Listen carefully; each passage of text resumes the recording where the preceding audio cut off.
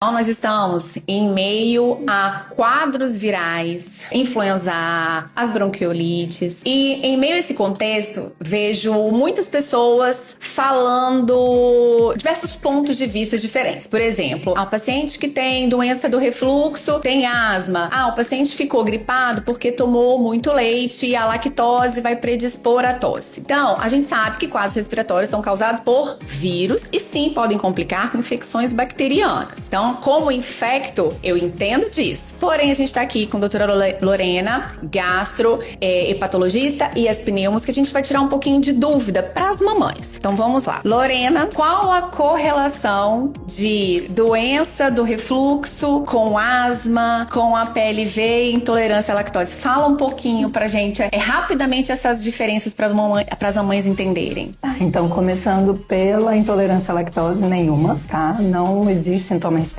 na intolerância à lactose. A intolerância à lactose, ela é uma resposta à lactose totalmente gastrointestinal, então leva a distensão e diarreia, mas nada de sintoma respiratório. A PLV, o bebê pode ter uma alergia à proteína do leite de vaca e ter uma hiperreatividade brônquica associada, mas em casos muito selecionados, geralmente não é a associação que a gente vê. E não acontece do bebê ter uma PLV e consumir o leite e obstruir o narizinho. Só obstrução nasal como o único sintoma de PLV, isso não existe. A gente tem que lembrar, como a Rafa falou, nós estamos em meio a vírus e vírus o ano inteiro, principalmente crianças que têm contato com outras crianças. Então, a obstrução nasal tem muito mais a ver com quadros respiratórios recorrentes do que com a proteína do leite. A asma e o refluxo, né? Em casos também muito selecionados, as minhas vão saber falar muito melhor do que eu, pacientes asmáticos que não melhoram, você já evoluiu no tratamento e não melhora, a gente pode sim ter uma associação do refluxo estar mantendo o paciente sintomático, mas não é o comum também. O que pode acontecer é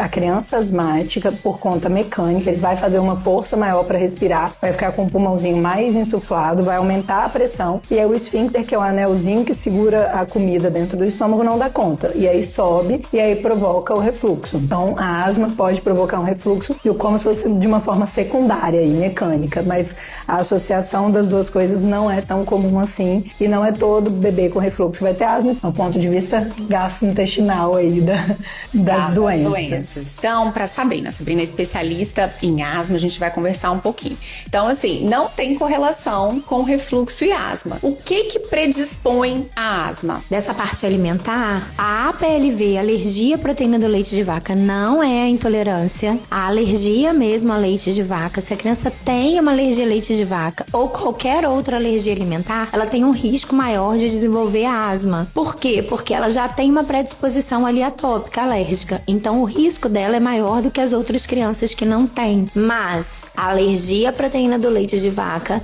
não vai dar sintomas respiratórios isolados, assim como Lorena falou também. Não precisa a gente se preocupar com a alergia se a criança tem só tosse, só nariz entupido, só sibilância. Normalmente, os sintomas da alergia alimentar são múltiplos sintomas. Quando a gente pensa em umas crises de hiperreatividade recorrente, a gente tem que pensar primeiro em asma. E não tem essa correlação com a alergia a leite de vaca. Pra Lívia, nossa pneumo também, a gente tava aqui conversando sobre tosse, né? E aí você me falou um pouquinho, a gente tava discutindo a questão da tosse correlacionada a refluxo, que muitos adulto que tosse tá sempre com pigarro, falar de refluxo. Então me conta como que é a sua visão no consultório em relação aos pacientes que chegam pra você porque tem uma tosse frequente e a mãe fala que isso pode ser refluxo, ou que ela fez alguma restrição de alimento, por exemplo, tirei a lactose e achei que melhorou. Me conta um pouquinho. Então a gente falava que a criança não é um adulto pequeno, né? Existe um número aí de 40 a 45% dos adultos ter essa correlação de doença do refluxo com tosse. Mas na criança isso não existe, né? Na criança, quando a gente fala de refluxo com tosse, como Lorena falou, como Sabrina falou, é como diagnóstico lá no final. O principal causador desses quadros é o vírus, doenças alérgicas na criança, e depois que você já tratou tudo, você já fez, aquela criança tá descompensada, aí sim a gente faz essa correlação, mas mais aquela história do que veio primeiro, o ovo ou a galinha, né? A gente faz essa correlação inversa. É a tosse provocando refluxo e não o refluxo provocando tosse. Em relação à produção de muco, né, que os pacientes falam mamãe tomou leite e produziu muco. Essa correlação não existe. A correlação com o muco, tanto em fezes, né, quanto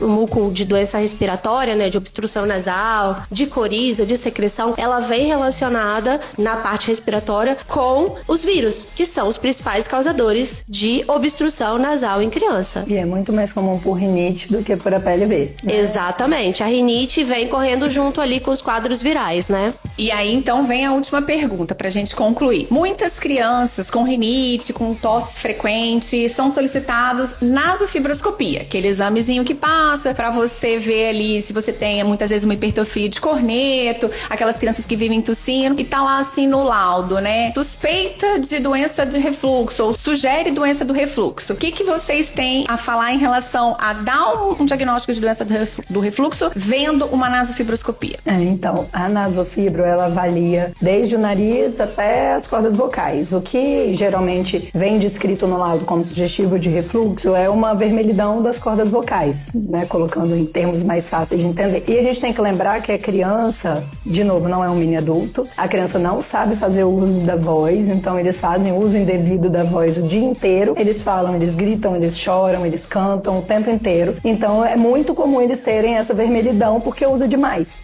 Então assim, a gente fala que é vermelhidão, mas a gente não sabe se é por algo que sobe, no caso do refluxo, ou pelo uso indevido da voz. E na criança é muito mais comum ser por uso indevido da voz. Então a gente tem que fazer uma anamnese, né, um interrogatório da mãe muito bem feito, em crianças maiores da criança também, pra gente avaliar se existe mesmo um sintoma de refluxo nessa criança, ou se aquilo ali é uma alteração que é pela própria fase da vida da criança mesmo. Então é muito mais comum ser pelo jeito que a criança fala e brinca o dia inteiro do que por refluxo, a não ser em crianças que têm sintoma típico de refluxo, né? Então a gente sempre tem que fazer esse diagnóstico diferencial e não tratar o exame, né? Avaliar a criança para ver se ela precisa de tratamento. Lembrar que os remédios que a gente usa para a doença do refluxo não são remédios que são isentos de risco, né? Tem efeitos colaterais, principalmente quando usados por muito tempo. Né? Então, para concluir, vamos evitar superdiagnósticos nas nossas crianças. Estamos vivendo aí momento com vários vírus, então as crianças vão tossir. Quem tem que sibilar e tem predisposição vai fazer aquele sibilinho. A gente vai fazer os cuidados gerais e parar de restringir as crianças de leite, de lactose, de várias outras coisas, de viver. A gente fala para depois a criança não ficar uma criança seletiva,